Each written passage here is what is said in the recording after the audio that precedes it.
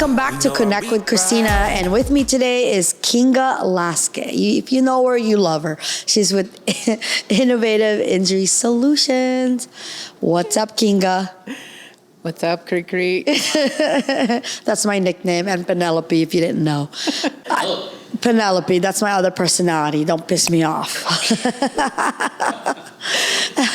I've been wanting her on here, and I'm so glad you're finally here. I'm so glad you finally invited me. Yeah, no, and congratulations. I've watched you start, fix, grow. I love it. And helped. And helped a lot. And, you know, you have to care to do those things, so. You can't do this job if you don't care. This is not an industry where you just step in and out without caring about human beings. Yes. And you know how that goes. Oh, yes. And you can immerse yourself 100%, and you can immerse yourself 1,000%. And I'm that 1,000%. It gets intense. It gets very intense. I think I've just been built that way my whole life. I think it's meant for you, right? Because it's like I said, these people, it's just so everyone else knows. So you're in the same industry as me. You're in personal injury, yep. And you help injured people through, you know, their medical needs. But in the core of all that is like what we're just talking about. What? All right. No rivals here. What's our favorite thing to say that we actually believe in? There's enough work for all of us, and we rise by lifting others. Unfortunately, there is, I have to say. So you have the folks, I feel like, that depend on people like us, because we can take that, bird's eye view and sort of figure out what the immediate needs are, and take the necessary steps to get there. Someone who's in a panic mode and a crisis mode definitely misses a lot of information. So. Also, I need you to speak louder, Kinga, okay? Just like when you do when we're at lunch. No, I mean, I do want to commend you for the care that you have, though, and the heart that you have. And I mean, we've been friends now. Gosh, that's so weird. It goes fast. 5 years, yeah. Yeah, has it been 5 years? And we just hit it off anyway. Yeah, we did. Yeah. No, we're Gen X. Close. Yeah. Thank you, though. I mean, I'm gonna call that the foreign bond. Yeah, I know. Okay. I think part of that is what it is. So it's a different set of struggles. Right. Yes. Well, share that. Where are you from originally? So originally born and raised in Transylvania. It's in a real place. A real place. It is a real place. Ethnically, I'm Hungarian, so I have a lot of Hungarian roots. And I immigrated to the United States a lifetime ago, about 2002. But yet you keep that don't get mad at me, but you keep that little sexy type, like. I'm flattered. Not consciously, probably. Yeah. But you're not like, it's like, okay, she's from somewhere else. You know, my and then piss her off, it's really gonna come well, that's a different avenue, but I'm very focused on two things. Yes, keep my background, but also keep in mind that I'm in a place where I've been welcomed and accepted, and where you're thriving, and where I'm thriving, and where I've had opportunities that I cannot even describe. And it's because of so many people now, and adding you to the list. And it's still a struggle, but when you have that support system, things are just different. It's a different struggle. So, but with your upbringing, I mean, I could tell you all day long, the funny things that's different for me being raised in the Philippines for the first 13 years of my life. But for you, well, what are some of the biggest differences there? Like, because you're very upfront and you have no filter. You can have a filter when it's like PR necessary or like appropriate, but for the most part, you say as it is. No bullshit. This boils down to, so I'm funny enough, I'm now learning about I know.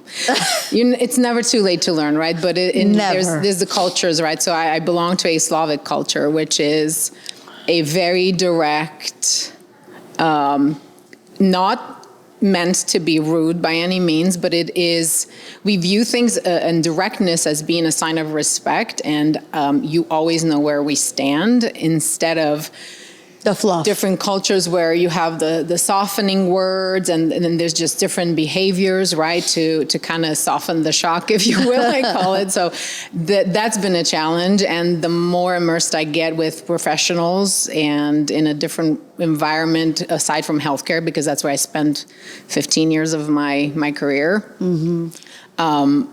You kind of start being aware that sometimes that Slavic approach doesn't quite work, and it can be very much misconstrued as being rough and rude. And as my mom, bless her, used to say, you're just about as tactful as a burlap cover.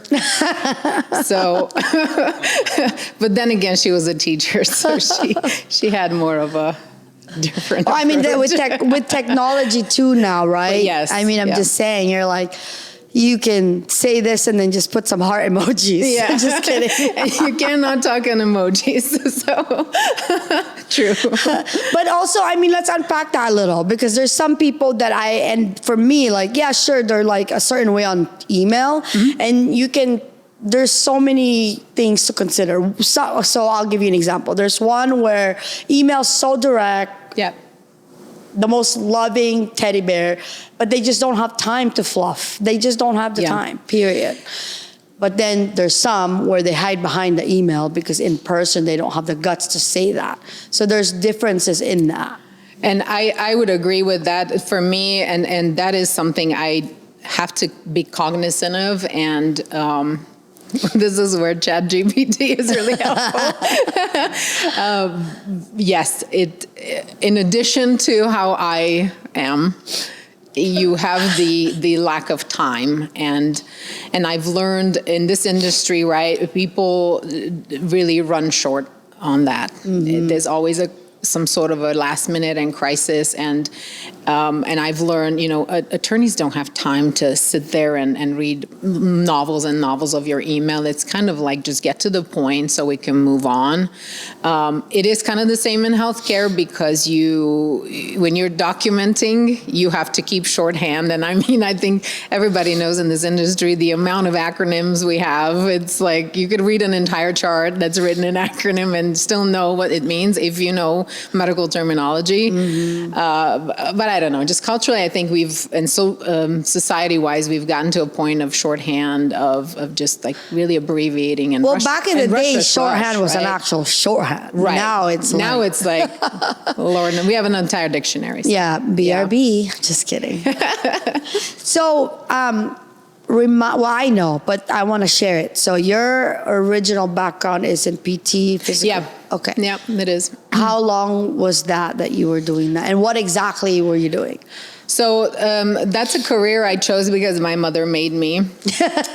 And forever I will be grateful to her. She somewhere up there listening, watching, peeking in, hopefully. Uh-huh. She was an educator, and she was a school teacher. I wanted to be a psychologist, and she says, "Oh, absolutely not. No, that is not for you." Yes, back home. And so she said, "I've got a better idea for you. I think you'd be great at this." And I was always into sports, and I grew up with sports, and I loved biology and just medicine in general. So initially I was looking into the psychology part because of that. And how does the saying go? A very good psychologist has psychiatric issues or something like that. So she came up with this idea of, how about physical rehab, and you'd be great at it. And I think it would just be something that would not keep you in an office and keep you interacting. And so that's what I did. And I was in that profession until when COVID started, pretty much. 2020. Yeah, 2020. When did you move over here? 2002. So I came with quite a bit of schooling and then pretty much started all over again because the credit system was different. And as an international student, you have a whole lot of challenges in addition. Yeah, but you learned a lot more. But I did, and so I Because I you, felt like, went super to school twice. Yeah, and I felt very prepared. Yeah. My journey kind of ended there. There were some other factors I'm not going to get into now, but I had to make a decision whether I was going to keep with my profession or join the current practice where I've been at since 2001 now, May of 2001. And I think I've made the right decision. I feel like I've taken the knowledge of what went on in treating personal injury patients and kind of took the treatment side and knowing what I know about healthcare and how healthcare operates and how unfortunately detrimental it is for patients to be in a situation like a personal injury case and then needing to treat on health insurance and how difficult that makes their lives, right? So joining this provider group at Innovative Injury has been, I think, a major learning curve, right? You learn that there's a lot more than just, it's a PI patient, right? And let's just care. Let's just get them out the door. It's getting in the door and it's getting the right type of care, the care that they deserve, and making it so that the obstacles they face are a lot less challenging than if they were to seek care on using their health insurance, right? We know how big of a hindrance that is. I mean, there's obviously a lot of pain management clinics out there. Yeah. Not biased, obviously. PIC is my number one. I think in my whole heart, Dr. Hunter is the best doctor out there. But there's so many clients, so we need more providers. And you guys, what would you say sets you apart in that space? And you're absolutely right. There is a need for good providers. And I've met Dr. Hunter, and yes, his head is in the right space. And he very much, I mean, him and our owner at Innovative align in the same fashion. You know, they have the same philosophy, and it's the patient comes first. Patient care. And how do you use your background as a provider? They both have, right? Dr. O'Connor has a different background. He's a trauma background before he was an interventionalist. And so you use all that knowledge and you bring it in and you set it up so that you have a very streamlined process for these folks to follow. And then you bring in like-minded providers. And we didn't grow over the past few years because, let's just do this on a bigger scale. It's because we were lucky enough to have the patience to wait till we ran into the right providers with the right mindset and the dedication and develop our practice into a multidisciplinary approach. And how fulfilling is it to see, like, from day one of when they are struggling, in pain, frustrated, grumpy, and then when they're like about to get discharged, when it's like, wow, you literally made this person better. I think it's beyond just the reward of, they're better now. I think for us, it means we've gotten them from a very desperate situation that they had no business being in, really, right? To like begin it just with. happened to them. Yeah. To sometimes I feel like we can help their overall quality of life, because it is an educational process too for that person. And they learn. That's true. Unfortunately, without wanting to, yeah. Right? So you get them better, they feel better, but now they are also schooled. That's what we call school of life. Yeah, yeah, very true. I mean, really, though, I often talk about this. Like, imagine having a baby, your first baby, and you can't even hold your baby from your injury. Yeah. That's devastating. Or the families that don't have the fortune to have all family members survive. Right. That's from the accident. That's the worst part. For sure. And that's true because, sometimes when, even on an intake, And sometimes it just kind of comes out of you, or it's like, I know it's so frustrating, but I'm so glad you're talking to me. Yeah. And you're going to get better. Yeah, it's been a journey, the least to say. I've had personal experience. I lost my father in a car accident when I was a teenager. I'm sorry to hear that. Thank you. That changes you. It does. And in my sister's words, I think she said that I just overnight, she saw that I all of a sudden just grew up, like became an adult. And How old were you when that happened? I was 15. Wow. So she said that from that day she could see everyone deals with grief differently. Mm-hmm. And going back to my wonderful culture again, where you grieve in different fashions, and my choice was to take that frustration, anger, feeling of defeat, unfairness into everything that I started doing from then on forward is like maximize it. It's funny that obviously it's not funny, but it's just interesting, like the why behind a lot of people you don't know. Mm-hmm. I didn't know that. Yeah, it makes you, I think it puts you in the drive of whatever you do it to the max. Mm-hmm. And certainly there is no time to be wasted, because you just never know. Can I ask how the accident with your dad happened? Yeah, so he was headed on a work trip to a conference to Budapest, and he loved to drive everywhere. And so this was an instance a few weeks before Christmas of '97, where he'd been on a trip to, I think he was in Poland, and then came home, and then went to the Czech Republic, came home, and then this next trip was to Budapest, which is about a 6-hour drive. And so something had happened at work where they left about 3 hours delayed. And so he was in a rush. Mm-hmm. And the details we got was he had a head-on collision with a semi, and we're talking Eastern Europe, so I don't know what the police report said to this day. I'm gonna say he was probably fatigued and rushing. He also wasn't wearing a seatbelt, which, it can make a difference, mm-hmm. which is why I just always suggest strongly that that's a good idea. Yes.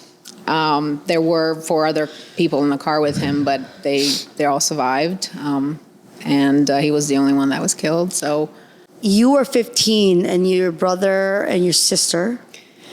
Yeah, I have 2 sisters. So my oldest sister is she's in her 50s now, and then I have a middle sister who's closer to my age, so she's in her 40s, and then my brother, who was barely 2. So you guys were all young when this happened? So we were. And then your mom had to... And then my mom and my dad had a fairly younger wife who was a new mom. Mm-hmm. So yeah. Well, how was the news delivered to you guys in Eastern Europe? Did they knock on the door? Did they call you? So I was at school, and so do you know this holiday, Saint Nicholas, where No. You have to polish your shoes and put them in the window, and Saint Nicholas comes and drops candy or coal in your shoes. Depends on how good you were all year. Okay. And then you might even get a twig that you get a beating with if you haven't behaved. Comment if you know what that is. So in any case, we were getting ready for that week because our school was doing this big event every year, and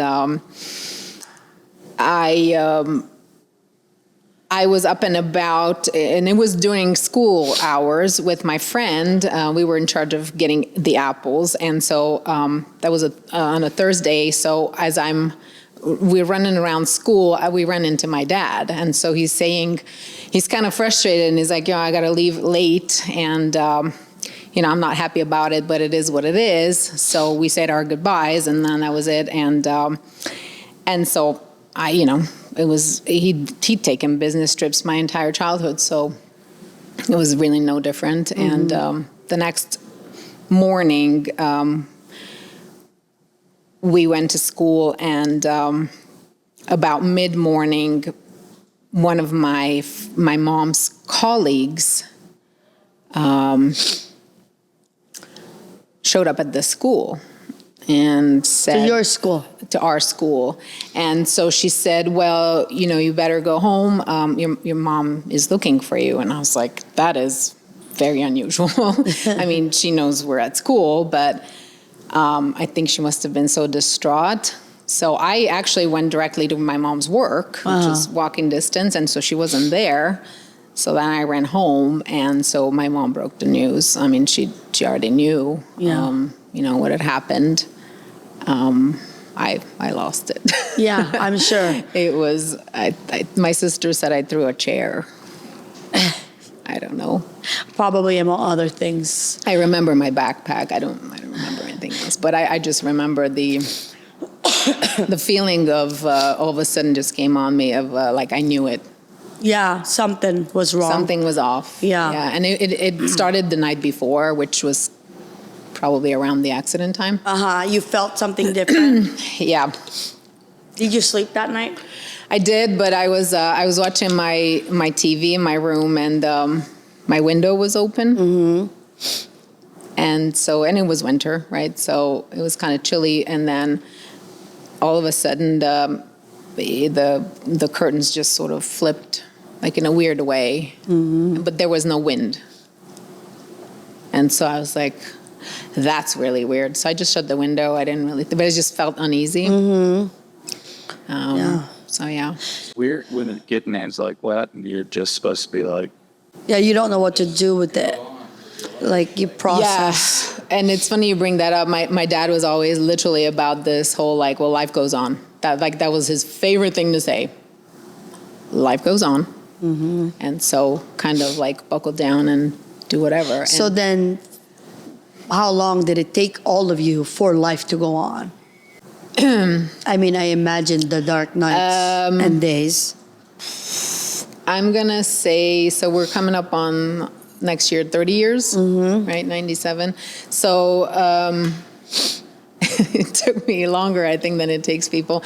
It was a strange experience. I had a Reiki session, and I don't know if you're familiar with that. Yes. But I mean, I'm a biology major. I studied a bunch of science, and you're just like perplexed of this experience, and that you can't make up at all. You cannot, and for whatever reason, that helped me heal and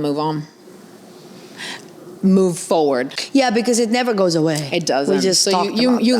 You learn. Yeah. Life teaches us coping skills. Right. Well, and the thought, I think, for Justin, I mean, I don't know, he had a recent loss, very painful.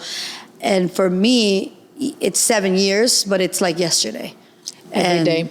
And so it's like you learn to cope with it, but then in those dark moments, you're like, okay, I have to use this for motivation because they don't want to see us like that. Right. Dad wants you to move on. Exactly. He told you that. Yeah, exactly. So you do your best, and so I feel like I've learned over the years to channel that sort of why and how and sort of every question you possibly have into looking after patients initially, and now kind of in an indirect way. And I that's why I fight so hard. I find every bit of challenge that these folks run into a great injustice, and I take it very personally. And I don't know how not to, but I suppose you develop skills later on for that. And from that tragic experience, what would you take I mean, I assume there's many, but like how it changed you to who you are now and what's it taught you? It certainly teaches you, I mean, it taught me, I just felt like I had to grow up really early on. I do think I'm paying the price for that now. I do think it made me a bit of a hard person. I don't mean to be, but I've gotten to where you sort of feel very vulnerable if you let people get close to you, because you always had that in the back Fear of your of head, loss. a fear of loss. And so I've had that with all my I'm very close with my middle sister, right, and my nieces, and so you always have that, and you just have to work at it consciously. That, Right. This is not an everyday thing. But just so you know, there's the Kinga I know. There's nothing hard about you. You are loyal, Yeah. supportive, Yeah. understanding, kind. So Well, thank you. yeah, but I understand, and I mean, I only ask these things because obviously right now, whoever listens, they're going through it, and I always want them to know, like, hey, you're not alone. And believe it or not, you start talking about your grief and some of your experiences, right? And You might dream and about then it you might tonight. pull that out of somebody who wasn't quite ready to get there yet. Yeah. So Yeah. you never know how you impact people. Let us know if you dream about your dad tonight, though. I will. I know we're out of time, and I don't know how, but if you could send your dad a message in heaven, what would it be? Easy on the lead foot. And that life goes on. And that life does go on. Yeah. Yeah. And then nobody gets off the hot seat until I ask you to a few more questions. So, what do you feel like you want for your legacy? What you're gonna leave behind? That's a really, really hard question. I don't know that I've found my ultimate legacy. I know in big lines that it has to do with support, with support for those who are really hard on themselves and they're trying to make life perfect to make up for the imperfections that they've experienced. So I don't know. I might end up in psychology. Yeah, I think so. Yeah, life don't is know. messy, guys. And that's what makes it colorful and beautiful. You can't make it perfect. You just can't do that. Yeah. But I mean, how old are you now? Because you look good. 44. Yeah, no, you look good, girl. So now tell your little 15-year-old Kinga where you are today. Go easy on yourself. Yeah, it's a tough one because you have the cultural part, and then you have the expectations, and you have the expectations of yourself, and then you just feel like failure is not an option, and not in an arrogant way. In a humble way. It just isn't. Yeah. Because look at where I am. How could I not be grateful every day? And I'm in such a disbelief, and it's hard for me to believe that I've accomplished what I've accomplished. So. And we're proud of you for that. Thank you. And you'll resonate with the fact that we have to stay in gratitude every day, not in lack. Because, hustlers are always like, okay, new day, The let's next go. challenge, yeah? Yeah. Yeah. And your mom, somewhere in heaven, what would you Somewhere. say to her? Oh gosh, I think she filled more roles than anyone could ever have. I mean, she was two parents, right, for the longest time, and I just wish she would have been able to stick around longer, but I think she can rest easily knowing that she definitely raised at least a couple of pretty resilient girls, and yeah, we're She'd not be gonna fall proud. apart. She's watching you right now. I think she would She's be. probably chilling with Enrica. Yep. hope. Fierce people find fierce people because light attracts light. And lastly, that. and then you can finally go to your meeting. What's your favorite quote that you go by? It's nice to be important, but it's more important to be nice. Say that again, Kinga. Say that one more time. And I try to strive by that every day. Nice is not a quality I've been described with, I think. So it's certainly a goal. Yeah. I would describe you as nice all day long. Thank you. Yeah, I think for me, you guys always know, for me, it's we rise by lifting others. But just the last few years, it's really been like your character is who you are, what you do to someone who can't do anything for you at all. And that's important. So, Agreed. yeah. So, thanks for letting me torture you today. Thanks for inviting me. For anyone who wants to Breaking the connect ice. with Kinga, please tell them how to connect with you. Text message, and if you don't have my number, that means we have to meet. And then we'll give it to you then. And then it means we need to. It means we need to share experiences, and we need to get to know each other, because I probably would want to know you. There you go. So until next time, bye.